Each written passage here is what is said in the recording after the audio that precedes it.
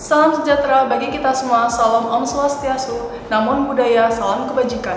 Kami, tim debat konstitusi 2019 dari Universitas Bhayangkara Jakarta Raya. Perkenalkan, saya sebagai pembicara pertama Sylvia Ayu Pramesi dan sebelah kiri saya sebagai pembicara kedua Kenny Tirta Wicaksana dan serta teman saya sebelah kanan sebagai pembicara ketiga Amelia Anggraini.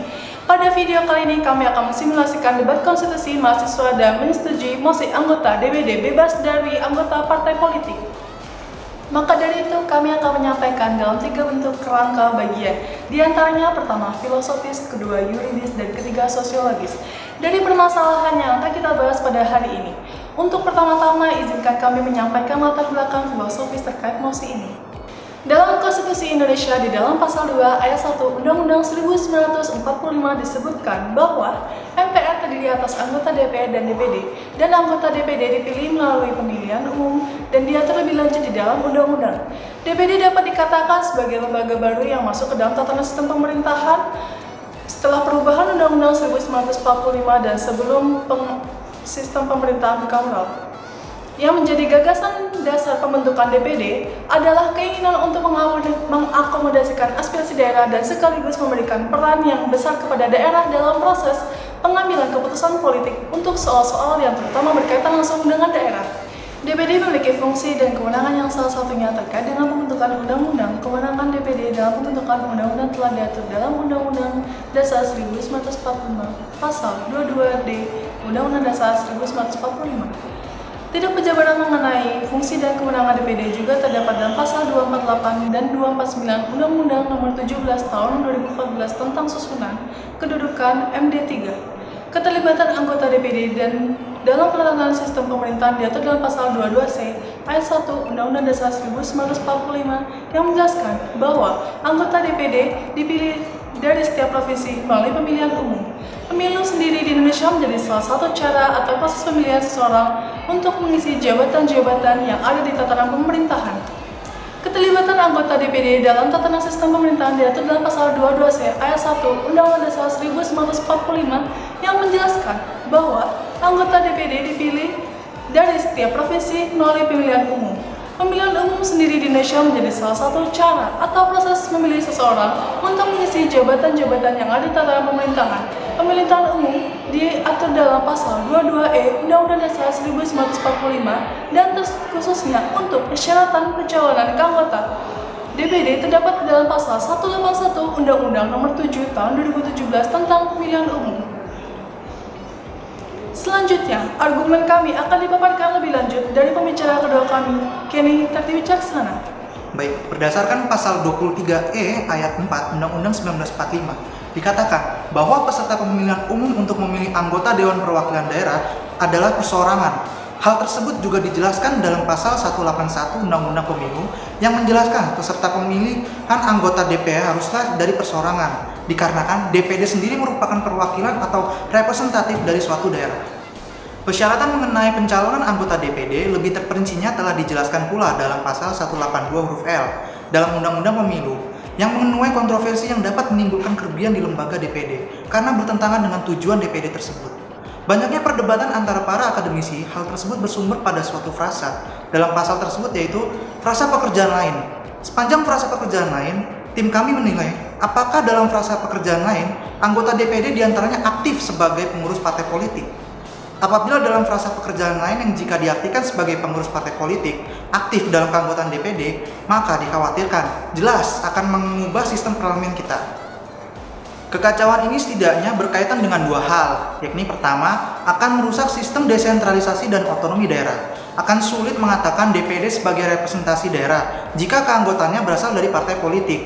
Kedua, fungsi DPD sebagai penyeimbang DPR akan menyebabkan absurd. Tidak akan ada garis demarkasi yang tegas antara DPD dan DPR. Akibat keduanya sama-sama berasal dari partai politik.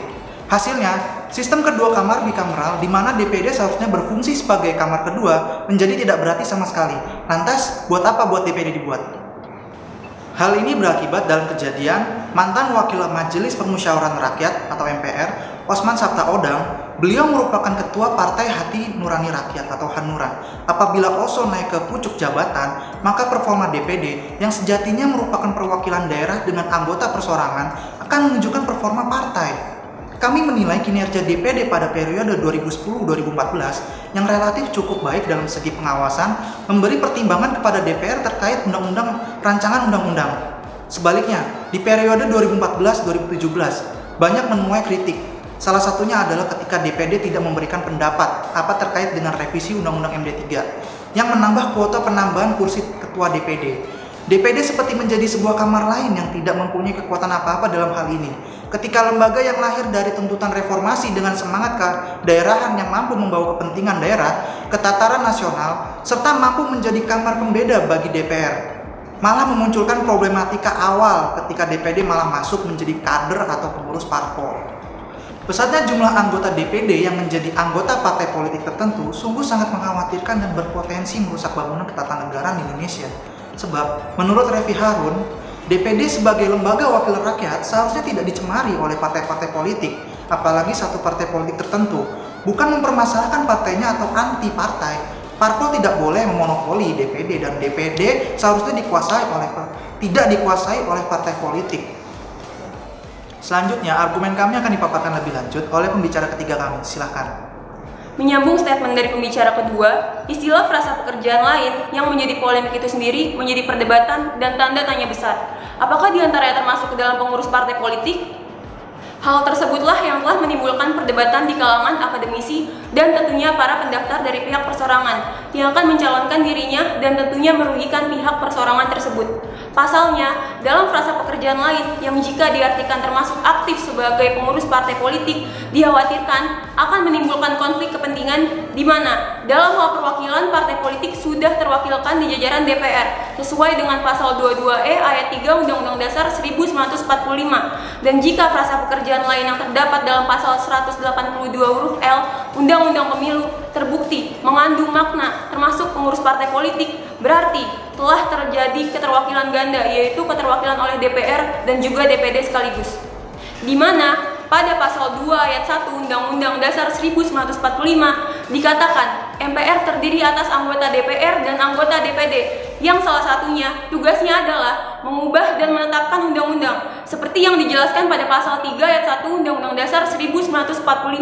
Kekhawatiran mengenai keterwakilan partai politik pada keikutsertaan dalam lembaga pemerintahan dikhawatirkan akan memunculkan kepentingan partai politik.